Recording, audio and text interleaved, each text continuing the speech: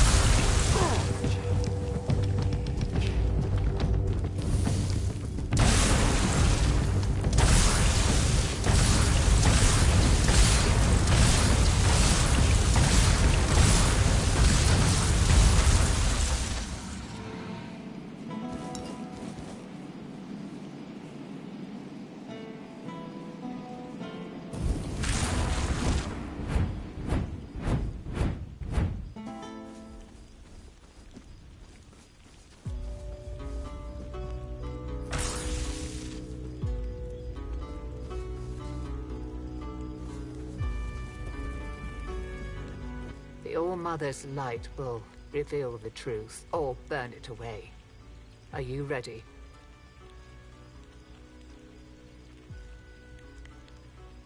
Then let...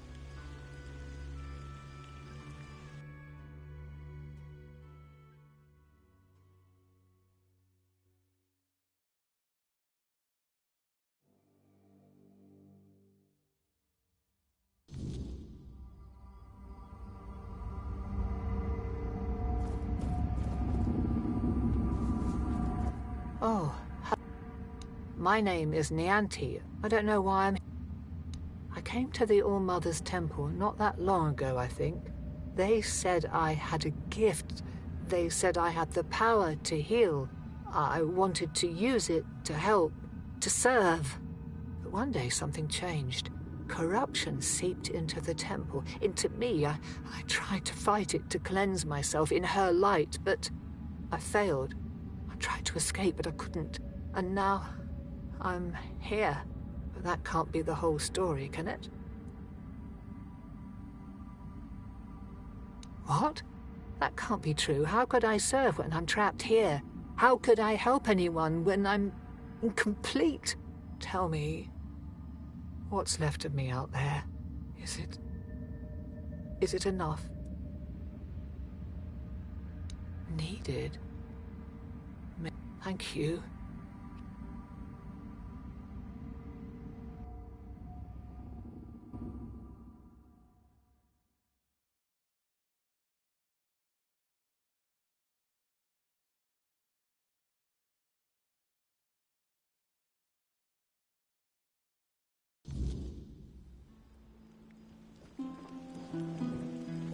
So, this is what it's strange.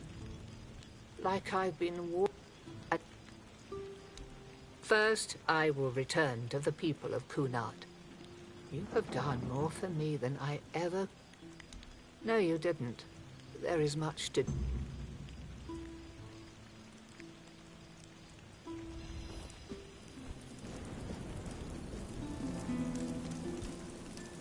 My sister. I didn't think I'd ever see her again. She was gone. I've always felt like I failed her. I was her older brother, and it was my responsibility to protect her. And yet, she ended up taking care of me. And she paid dearly for it. I'm still not sure. Kai always stepped into whatever role was needed and made it fit her perfectly. Blind devotion was never something she sought, but if she thought it served a purpose, I know she wouldn't hesitate. I want to see her only as my beloved sister, but that was never all she was. A half-sibling is only halfway to being a bastard, even if acknowledged. Like Morgaine, Kai wasn't well respected at court. But unlike Morgaine, she never met disdain with more disdain. Just pity. The narrow-mindedness of others usually only saddened her. Morgaine was proud, and she wore that pride like spiky armor. She was also stubborn, never able to admit she was wrong. Kai was different. Softer, but not weak. Quietly unyielding, full of unwavering conviction. Sometimes I envied her for that. But most of the time, I was simply grateful. I do. I always have. She always stayed calm, no matter what was thrown at her. I don't think I ever saw her head. I miss her presence. I have no idea. The Menhirs were Merlin and Nimue's domain. I was mostly just relieved they worked. Although I've always felt an odd sense of familiarity with them. I think they reacted to the power we now wield. The Four-Dweller element within us. But why and how? That's beyond even my understanding. But tell me, are you well? I'm not inside your feelings, your pain. Throughout my life, I've rarely been idle. This helplessness feels unsettling at times.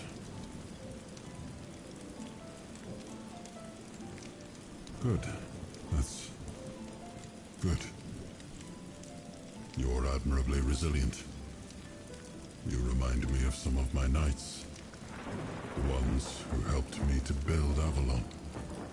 Never surrendering, never backing down. We may not have chosen each other's company, but I'm glad it's you I ended up traveling with.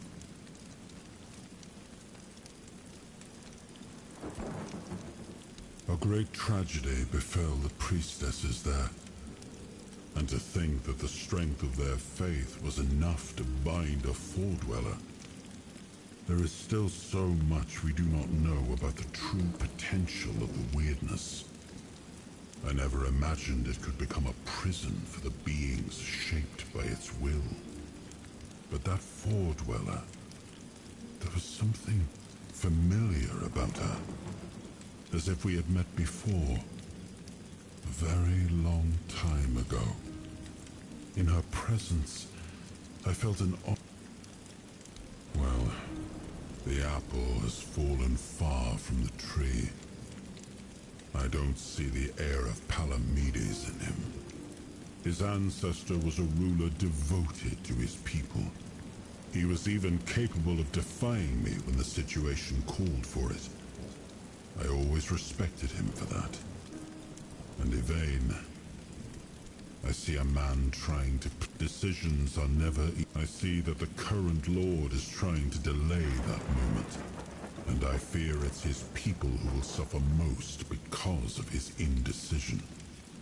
I know much time has passed. I just hope Palamedes' bloodline wasn't diluted by the carelessness of one of Yvain's foremothers.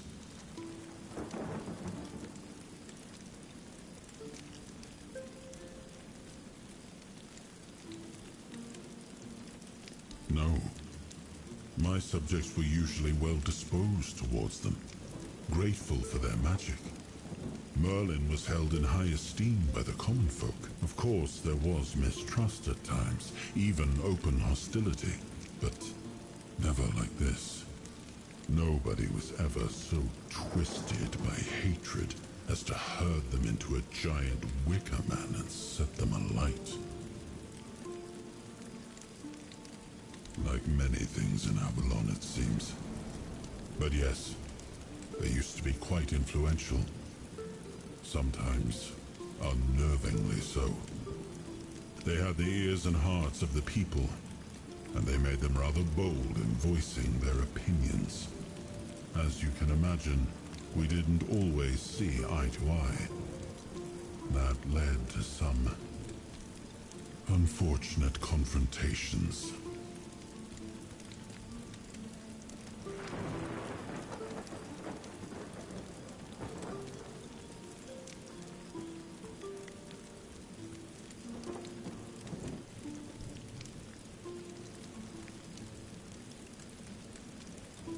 I couldn't allow people to openly disagree with me, no matter the influence they thought they held among my subjects.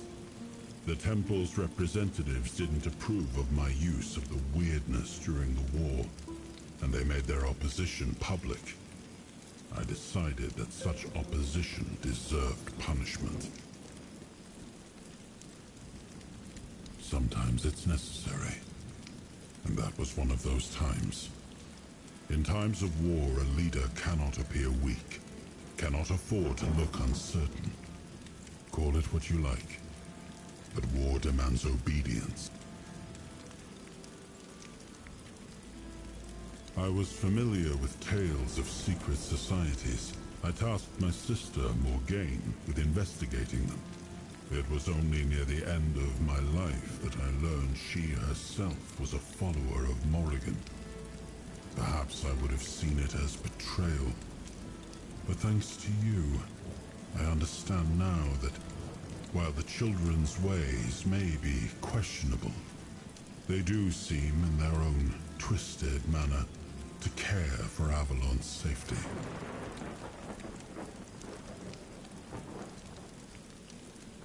Does it matter? Guilt is a powerful... My sisters...